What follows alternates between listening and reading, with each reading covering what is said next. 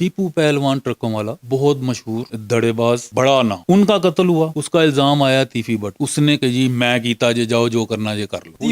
तीफी but क्यों अदालत दी जज ने भी कही जाते सन हाँ जी कीता है जनाब फिर की करिए दसो हुक्म करो फिर मेरे लिए की। जब आपकी दुश्मनियां होती है ना तो फिर लोग फिर ये चीजें देखते नहीं कि जवान है बुढ़ा है या डेढ़ उम्र है छोटा बच्चा है या बुढ़ी है या बंदा है उन्होंने मार देना जरा टकर गया। Everything is fair in love and war मोहब्बत और जंग में सब कुछ जायज है। अगर एहसन शाह ने भी यह हरकत की है तो यह कोई चंबे वाली बात नहीं है ये नॉर्मल बात है सर। ये जोड़ तोड़ दुश्मनी में होती रहती है। ये लोग कहते हैं कि दोस्तियों से ईमान उठ गया जी देखो जी उनको उस तरह किसी दोस्त कोई कार बढ़ेगा वो क्या रोज आप सुन रहे होंगे। और यार ये कोई आज की बात है। टीपू सुल्तान किन्ने मरवा दिता अपने यहाँ नहीं मरवा दिता कि ये सारे एक ही थे सिर्फ अड्डे को छोड़ दें बाकी ये सब एक ही थे।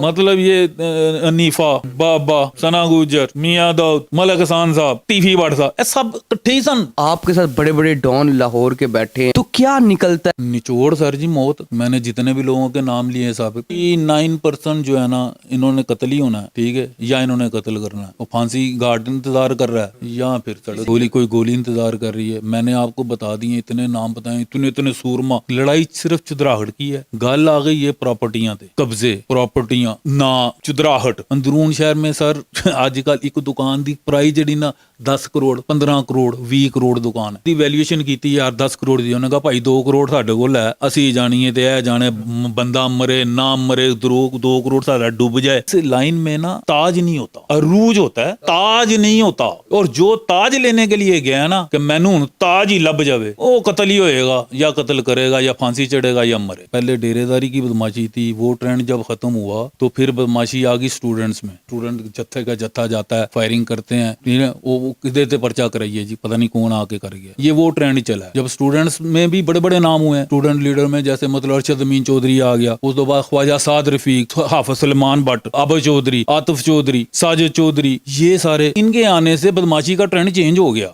अस्सलाम वालेकुम नाज़रीन, आज हम मौजूद हैं आमिर डार साहब के पास जो लाहौर के अंडरवर्ल्ड को बड़ी गहरी नज़र रखते हैं और बड़ा जानते हैं कि लाहौर में अंडरवर्ल्ड चलता कैसे है और कौन कौन से किरदार हैं जो लाहौर में असल अंडरवर्ल्ड है।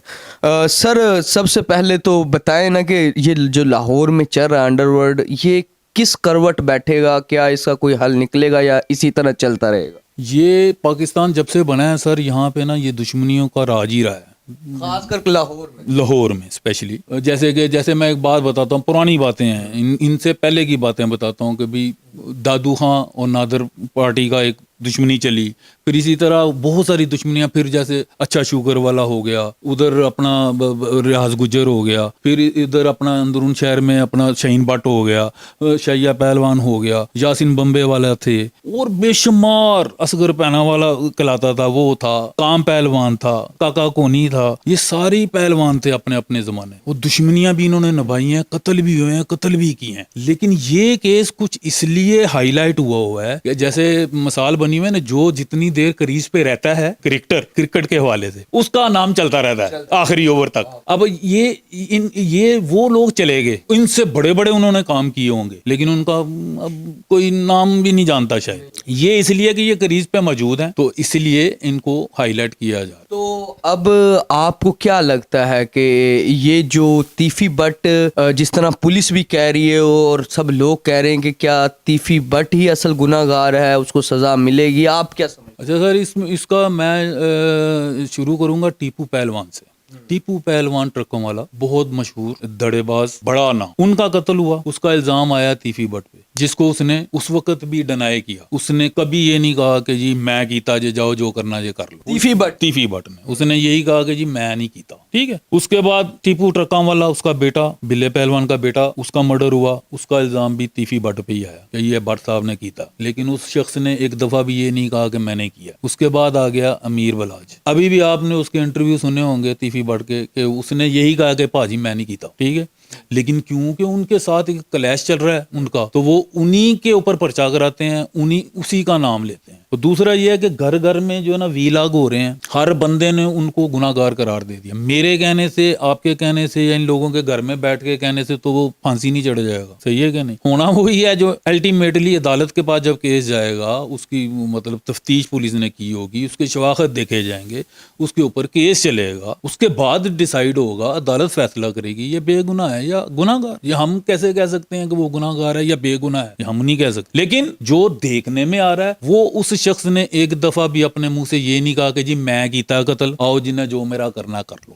یہ کیسا بدماش ہے؟ تیفی بٹ مشہور ہے لاہور میں، اور ان کا گوگی بٹ، تیفی بٹ نام ہے۔ یہ کیسے بدماش ہیں جو کرتے بھی ہیں اور مانتے بھی نہیں ہیں؟ پولیس ان کو ملزم بھی ٹھہراتی ہے لیکن وہ مانتے بھی نہیں ہیں۔ سر میں نے آپ سے جیسے پہلے کہا ہے نا، اب دور گیا ہے بدل، کہ ان لوگوں نے اون کیا ہے کہ ہاں جی ہم نے کیا ہے، جاؤ کیتا ایسی کیتا۔ وہ سمجھ آتا ہے کہ وہ بدماش ہے، انہوں نے مارا ہے اور انہوں نے اون کیا ہے، انہوں نے جیل بھی کاٹیں گے، سب کچھ ہے، ہم ذمہ دار ہیں۔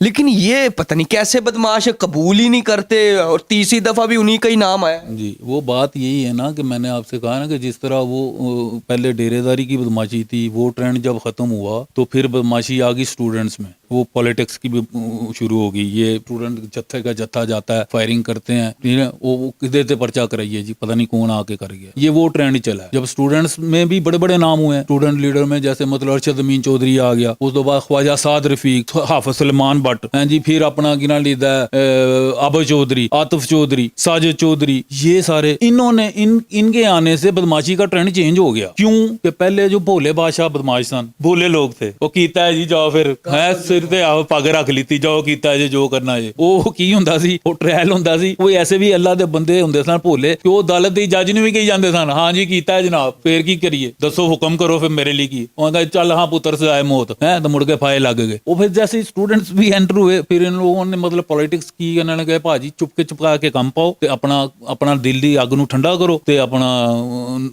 اس لیے پتہ ہی نہیں چلتا کس نے کیا۔ یہ بھی کام ہی پایا پھر تیفی بٹ نے جڑا۔ دیکھو سر مطلب یہ ہے کہ دشمنی تے ہے، الزام تو ان پہ ہے کہ بھی انہوں نے کیتا، اور اس طرح مطلب کوئی کہہ بھی نہیں سکتا، جو ہوئے گا سامنے آ جائے گا۔ ویسے فی الحال تو وہ ڈینائی کر رہے ہیں کہ جی اسی نہیں کیتا، ہم نے نہیں کیا۔ اچھا لاہور 'ਚ ਇਹਨਾਂ ਦੀ ਤੇ ਆਵਾਜ਼ ਚੱਲ ਗਈ ਹੈ ਤੀਫੀ ਤੇ ਟਰੱਕਾਂ ਵਾਲੇ ਦੀ, ਤੁਸੀਂ ਜਿਹਨੂੰ ਸਮਝਦੇ ਹੋ, ਜਿਨ੍ਹਾਂ ਨੇ ਅਸਲ ਡੌਨ ਵਾਲਾ ਦੌਰ ਗੁਜ਼ਾਰਿਆ, ਕਿਹਨੂੰ ਸਮਝਦੇ ਹੋ ਲਾਹੌਰ ਪੁਰਾਣਾ ਕਿ ਯਾਰ ਉਹਨੂੰ ਮੰਨ ਸਕਦੇ ਨੇ ਉਹ ਡੌਨ? ਸਰ ਇਹ ਡਾਨ ਤੇ ਹੁਣ ਹੀ ਨਾਂ ਸ਼ੁਰੂ ਹੋਇਆ ਡਾਨ। ਮੇਰੀ ਮਾਸ਼ਾਅੱਲਾ 64 ਸਾਲ ਉਮਰ ਹੈ ਤੇ ਅਸੀਂ ਵੀ ਦੁਸ਼ਮਨੀਆਂ ਨਿਭਾਈਆਂ ਨੇ। मेरा सगा भतीजा मेरा कत्ल हुआ चार्ली म्यूजिक सेंटर था उसका मजंग में, इचरा चाप छुआड़ा में, दुश्मनी में। तो उसको फिर बाद में एक स्टूडेंट ही लीडर था, अपना भाई था छोटा, वो ख्वाजा अवैस चिट्टा उसे कहते थे, उसने उसको कत्ल कर दिया। हमने भी किया। डॉन डून वाला लफ्ज तो पहले था ही नहीं कुछ। बदमाश जेल भी गए हैं, थाने भी देखे हैं, दुश्मनी भी रहे हैं, लड़ाई भी की है, सारा कुछ किया। डॉन कुछ नहीं था, बस एवं ही बस स्टोरी होंगे सन। डॉन ये मैं अभी सुन रहा हूँ, ये पिछले कोई 8-10 साल से जी डॉन अंडरवर्ल्ड का कोई तस्वर ही नहीं था यहाँ पे सर, कुछ भी नहीं था। जड़ा जो था ओपन था। अच्छा शुक्र वाला एक ऐसा पहलवान हुआ है, उसको लोग कहते हैं जिसने मलंगी फिल्म बनाई थी, प्रोड्यूसर भी था वो। उसके बारे में ये था कि ये मतलब अवामी पहलवान, वो इतना सीधा इंसान था। मैंने उसे अपनी आंखों से देखा है। यहाँ पे मियानी साहब में उर्स पे आते थे कब्रिस्तान में, मेरा साईं मजनू के उर्स में वो आते थे, उसको मानने वाला। तो उसको एक आम आदमी ने भी गुजरते हुए साढ़े बैठे हैं, उन्होंने कहा दिता चाटू तू बड़ा भलवान है, तो उसने आगे तो कुछ भी ना, बंदूकों वाले खड़े हैं उसके साथ, वो गुआस पे हूं ते भाजी किसी नाल गल करो तो अगला कहता मैं डॉन हाँ, 5 ਮਿੰਟਾਂ ਮੈਂ ਤੁਹਾਡੇ ਘਰ ਤੇ ਧਾਵਾ ਬੋਲ ਦਿੰਦਾ। ਤੁਹਾਡੇ ਮੈਨੂੰ ਕਿਸੇ ਨੇ ਦੱਸਿਆ ਕਿ ਤੁਹਾਡਾ ਵੀ ਕਿਸੇ ਦੌਰ 'ਚ ਬੜੇ ਲੋਕਾਂ ਨਾਲ ਰਹਿਣਾ ਉੱਠਣਾ ਬਹਿਣਾ ਹੋਇਆ ਹੈ, ਤੇ ਕੀ ਵੇਖਿਆ ਹੈ ਇਸ ਕੰਮ 'ਚ? ਕੀ ਨਿਕਲ ਕੋਈ ਫਾਇਦਾ ਵੀ ਹੁੰਦਾ ਹੈ, ਸਿਰਫ ਇਹ ਐਵੇਂ ਫੂੰ ਫਾਈ ਹੁੰਦੀ ਹੈ? बाबा ये देखे ना, इनकी दुश्मनी जो है ट्रकों वाला अड्डे की और भट्ट बरादरान की दुश्मनी है। ना तीफी भट्ट जुआ करांदा, ना तीफी भट्ट शराब बेचदा, ना तीफी भट्ट दा कोई ड्रग बेचदे ने। वो सेम ਉਧਰ ਟਰੱਕਾਂ ਵਾਲੇ ਅੱਡੇ ਦੇ ਉੱਤੇ ਵੀ ਨਾ ਕੋਈ ਸ਼ਰਾਬ ਵੇਚਦੇ ਨੇ, ਨਾ ਕੋਈ ਜੂਏ ਕਰਾਉਂਦੇ ਨੇ, ਨਾ ਕੋਈ ਕੁਛ ਨਹੀਂ। ਲੜਾਈ ਸਿਰਫ ਚੁਦਰਾਹਟ ਕੀ ਹੈ, ਗੱਲ ਆ ਗਈ है प्रॉपर्टियां पे, कब्जे प्रॉपर्टियां ना चुदराहट। अंदरून शहर में बैठे हुए हैं, अंदरून शहर में सर आजकल एक दुकान ਦੀ ਪ੍ਰਾਈਸ ਜਿਹੜੀ ਨਾ 10 ਕਰੋੜ 15 ਕਰੋੜ 20 ਕਰੋੜ ਦੁਕਾਨ है, ਉਹਦੇ ਚ ਰਫੜ ਪੈਂਦੇ ਨੇ ਦੁਕਾਨਾਂ ਦੇ ਵਿੱਚ। कोई आदमी उसने दुकान पे कब्जा कर लिया, सपोज मैं आपको एक मिसाल के तौर पे बात कर, वो बैठ गया, आपने सुनी हुई होगी ये बातें बहुत सी हैं, वो बैठा है पुराना, वो जरा मालिक है ਉਹਦੇ ਕੋਲ ਤੰਗ ਆ ਗਿਆ, ਉਹ ਬੰਦਾ ਜ਼ੋਰਾਵਰ है, वो कहता यार मेरी 10 करोड़ ਦੀ प्रॉपर्टी है, वो मेरी जान छोड़ो यार, वो किसी तरीके से की एक बात कर रहा हूँ, वो एना चो किसी एक पार्टी को चले, वो कहता जनाब मैं मेरी या इधर चले गए या उधर चले गए। बड़े ग्रुप हैं, खाली यही नहीं है, बड़े बड़े ਮਾਮਾ ਦੇ ਸੁਰ ਮੇ ਬੈਠੇ ਨੇ ਲਾਹੌਰ ਦੇ ਵਿੱਚ, ਉਹ ਚਲੇ ਗਏ। ਉਹਨਾਂ ਨੇ ਜਾ ਕੇ ਕਿਹਾ ਇਹਦਾ ਯਾਰ ਤੁਸੀਂ ਉਹਨਾਂ ਨੂੰ ਮਿਲੋ, ਉਹ ਤੁਹਾਡਾ ਕੰਮ ਕਰਾਉਣਗੇ। ਉੱਥੇ ਗਏ, ਉਹਨਾਂ ਨੇ ਉਹਦੀ ਵੈਲਿਊਏਸ਼ਨ ਕੀਤੀ ਯਾਰ 10 ਕਰੋੜ ਦੀ। ਉਹਨੇ ਕਿਹਾ ਭਾਈ 2 ਕਰੋੜ ਸਾਡੇ ਕੋਲ ਹੈ, ਅਸੀਂ ਜਾਣੀਏ ਤੇ ਇਹ ਜਾਣੇ, ਬੰਦਾ ਮਰੇ ਨਾ ਮਰੇ, 2 ਕਰੋੜ ਸਾਡਾ ਡੁੱਬ ਜਾਏ, ਤੂੰ ਫੜ ਹਾਂ 2 ਕਰੋੜ ਤੋਂ ਨਿਕਲ। ਉਹ 2 ਕਰੋੜ ਕਹਿੰਦਾ ਜਾਨ ਛੁਡਾਓ ਯਾਰ, ਇਹ ਲੜਾਈ ਹੈ ਭਾਈ। ਉਹ ਅਗਲਾ ਕਹਿੰਦਾ ਕਿ ਆਪਣਾ ਕੀ ਨਾਲ ਹੀਦਾ, ਮੈਨੂੰ देखो ना कौन सा कारोबार है आजकल, हम कारोबार करते हैं, मुझे पता है हम करोड़ों रुपए लगा के बैठे हैं, रात में 10,000 रुपया नहीं आता घर, ठीक है। और अगर उन्होंने बैठे बैठाए 8 करोड़ की दिहाड़ी लग गई तो ऐसा तो बड़ा केड़ा कारोबार है, तो वो कोई दूसरे को फिर इंटरफेरेंस करने देगा? वो कभी भी नहीं करने देगा, वो लिए 10 बंदे मरवा देगा। ये लड़ाई है और कुछ भी नहीं है। अच्छा, इन दोवां दी लड़ाई दा बेनिफिशियरी कौन है? सर इस लड़ाई ਦਾ बेनिफिशियरी आप ही ने, आप ही बेनिफिशियरी ने। मैं तो ਤੁਹਾਨੂੰ सीधा सीधा दस देता है कि जाहिर है, फर्ज करें, एक बात कर रहा हूँ मैं, फर्ज करें इस कत्ल का भी कुछ नहीं होता, कुछ नहीं है, शहादत बोगस, हर चीज गलत साबित ही नहीं हो सकी अदालती जा, घर बैठे तो जो मर्जी कही जाइए, अगर वो बरी होके वापस आ जाए ਉਹਦਾ ਕੌਣ ਭਾਰ ਚੁਕੇਗਾ ਜੀ ਲਾਹੌਰ? ਕਿਉਂਕਿ ਜਿਸ ਉਹਦੇ ਨੂੰ ਹੱਥ ਪਾਣਾ ਕਿਸੇ ਨੇ ਬੋਲਣਾ ਹੀ ਨਹੀਂ ਅੱਗੋਂ ਭਾਈ, ਤੇ ਮਤਲਬ ਅੱਗੋਂ ਕਿਸ ਤਰ੍ਹਾਂ ਉਹਨਾਂ ਦਾ ਭਾਰ ਹੀ ਨਹੀਂ ਕੋਈ ਸੁੱਕਦਾ। ਤੇ ਇਹੋ ਹੀ ਚੱਕਰ ਹੈਗਾ, ਹੋਰ ਕੁਝ ਵੀ नहीं ਹੈਗਾ ਸਰ। लड़ाई देखो दुख होता है। अब देखें, मैं देखता रहता हूँ वीलॉग्स वगैरह, ये वो लोगों के सोशल मीडिया पे कि जी वो देखो जी ये जुल्म हो गया है, इस तरह मतलब जवान, बिल्कुल जवान बच्चा सी, अच्छा ਬੱਚਾ ਸੀ, ਅੱਛਾ ਆਪਣੀ ਮਾਂ ਦਾ ਪੁੱਤਰ ਸੀ, ਬੱਚੇ ਛੱਡ ਗਿਆ, ਚਲਾ ਗਿਆ ਵਿਚਾਰਾ। ਦੁੱਖ ਵਾਲੀ ਗੱਲ ਹੈ, ਕੋਈ ਐਕਸੀਡੈਂਟਲੀ ਵੀ ਕੁਛ ਕਿਸੇ ਨਾਲ ਹੋ ਜਾਏ ਤੇ ਇਨਸਾਨ ਨੂੰ ਦੁੱਖ ਹੁੰਦਾ ਕਿ ਜਵਾਨ ਮੌਤ ਕਿਸੇ ਦੀ ਮਰੇ, ਹਾਲਾਂਕਿ ਵਾਕਫ ਵੀ ਨਾ ਹੋਵੇ ਭਾਵੇਂ, ठीक है कि।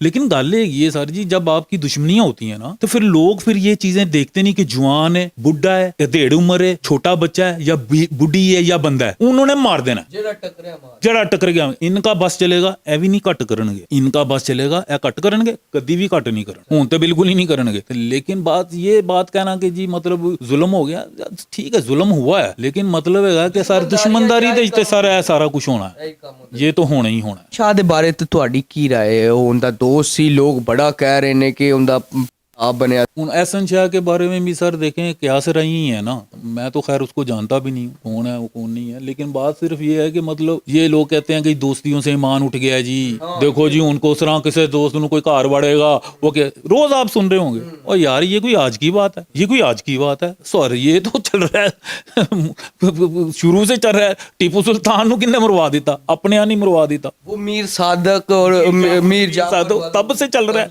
और अभी भी मतलब ये जो दुश्मनदारियों में और अपने ही मरवाते हैं, जो मफरूर होता है पुलिस, तो किसी को कैसे पता चलेगा? हम यहाँ बैठे हैं, किसी को क्या पता कौन कौन बैठा हुआ है, साढ़े जो किसी ने दसना तो होना है। अगर एहसन शाह ने भी यह हरकत की है तो यह कोई चंबे वाली बात नहीं है, ये नॉर्मल बात है सर। ये जोड़ तोड़ दुश्मनी में होती रहती है, ओदा बंदा तोड़दा, ओदा बंदा तोड़दा, ओदा बंदा तोड़दा। मैं आपको एक बात बताता हूँ, बहुत कम लोगों को शायद पता होगी कि ये सारे एक ही थे, सिर्फ अड्डे को छोड़ दें, बाकी ये सब एक ही थे।